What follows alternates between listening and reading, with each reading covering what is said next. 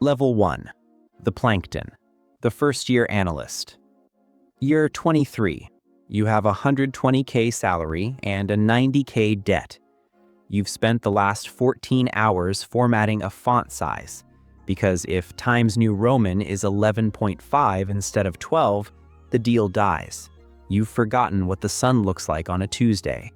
Your coffee is cold, your spirit is colder. You find a $3 million error in your boss's logic.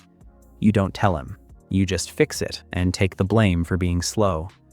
In this building, silence is the only currency you have. You've missed 3 birthdays and 2 funerals this month. Your success tastes like MSG and regret. They give you just enough rope to hang yourself with. You tell yourself it's just for 2 years. You're already lying to yourself.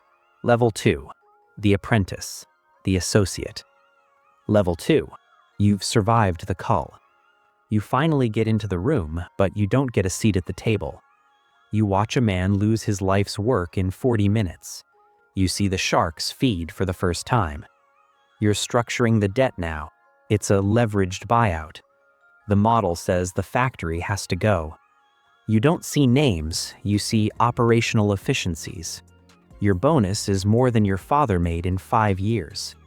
You have the money, you just don't have the time. Your relationships are becoming transactional. You're building a network of people who only like you for your access. You're becoming the machine, and the machine is hungry. Level 3. The enforcer. The vice president. Now you're a VP.